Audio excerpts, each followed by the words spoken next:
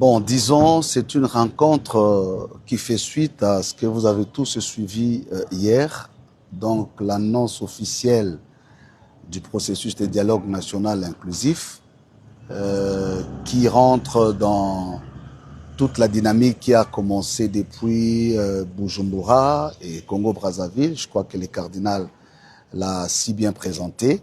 Et à la suite de cette rencontre, il était question pour nous de commencer déjà le travail.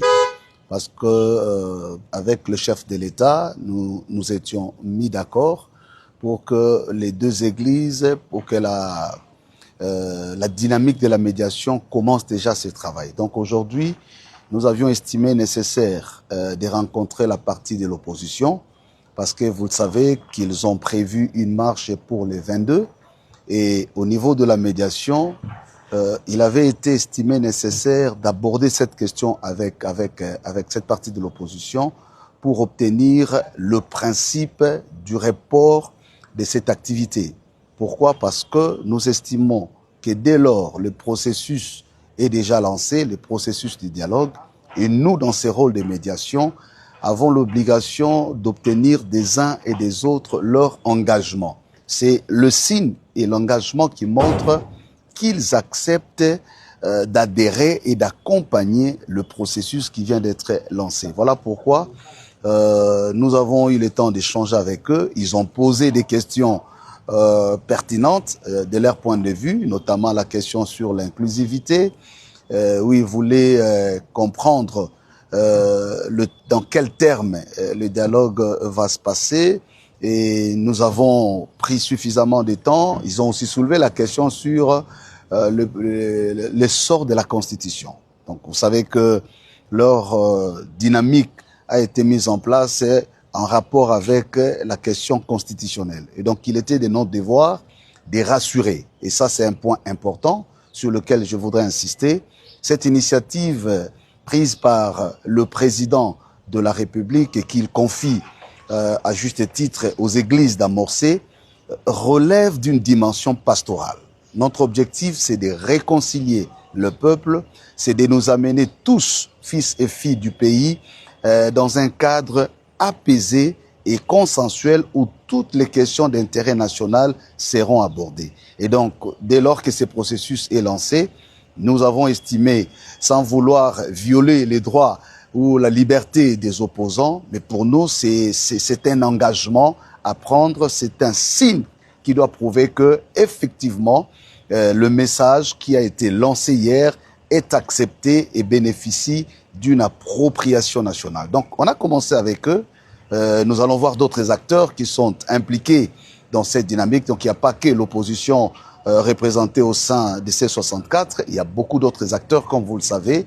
Je rappelle ici que SCC Senko avait fait, dans le même cadre, une tournée l'année passée. Elles avaient vu beaucoup d'acteurs au niveau national et international. Le chef d'État, ce sont les acquis que nous versons dans ce processus qui est finalement lancé par le chef de l'État. Donc voilà un peu le résumé de ce que nous avons fait. Il y a eu des discussions de fond, ils voulaient comprendre ce qui s'est passé hier au-delà de la communication. Nous avons échangé et le but, comme nous le disons, c'est d'apaiser, c'est de mettre en confiance que les Congolais s'approprient de ces processus qui donne espoir, parce que processus porté par le chef de l'État et conduit par les églises, c'est déjà une dynamique importante à considérer en termes de symbolique. Lorsque le sacerdoce étatique se concilie au sacerdoce spirituel, nous pensons comme église, c'est déjà la voie du salut qui est en train de s'annoncer, et nous profitons de votre micro pour lancer justement cet appel à tous les fils et les filles du pays, comme cela a été dit, de pouvoir s'approprier de ces processus. Ce n'est pas les processus des églises seulement, mais c'est les processus du Congolais, du peuple congolais en général, et chacun de nous aura une contribution à apporter. Donc les uns les autres vont contribuer pour construire ces processus. Lorsque nous disons il doit être inclusif, l'inclusivité n'est pas simplement un terme générique. L'inclusivité est une construction. Donc nous devons tous construire ou participer à la construction de cette dynamique inclusive, et c'est alors que nous pouvons voir une issue heureuse et bénéfique pour le devenir commun de notre peuple et de notre pays. Bon, je pense que c'est précipité, ce serait prématuré d'engager. D'abord ici, nous ne voulons pas que ça donne l'impression des contradictions. Le ministre Mouyaya, dans son rôle de porte-parole du gouvernement, a communiqué. Nous ne sommes pas en train de faire la guerre des médiations. Je pense que l'essentiel ici à retenir, c'est dans cette communication qui consiste à dire le chef de l'État a levé l'option d'engager le pays dans un dialogue national et inclusif. Ça, c'est le premier mot-clé. Deuxième mot, c'est que ce dialogue doit permettre la cohésion nationale, la réunification du pays et lancer justement le devenir commun. Troisième mot-clé, toutes les questions d'intérêt national seront débattues dans le cadre de ces dialogues pour que nous nous approprions en tant que nation. Je crois que c'est ça la communication essentielle à retenir pour éviter d'aller dans le sens des polémiques. Il n'y a pas de polémique à faire. Le chef de l'État a levé l'option d'engager le pays. Il veut le faire avec les églises parce qu'il est fils de l'église, parce qu'il est chrétien. Et figurez-vous qu'il y a un grand travail de fond qui a été fait.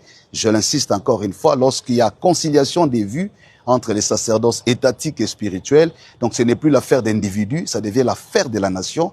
Et ce que nous attendons, c'est que les uns les autres se prédisposent à s'engager dans ces processus, parce que ce n'est pas le processus uniquement des églises, c'est le processus de la guérison de la nation, de la réconciliation, de l'unité nationale, pour que la paix revienne, pas seulement pour un temps, mais une paix durable en RDC et la stabilité dans la région des Grands Lacs. L'important aujourd'hui, c'est de voir ce que nous construisons ensemble comme nation. L'effort que nous avons, c'est d'éviter la subjectivation. Ça ne doit pas donner l'impression, voilà, c'est pas une compétition. Je crois que c'est que l'ECC, la CENCOM proposé était une contribution.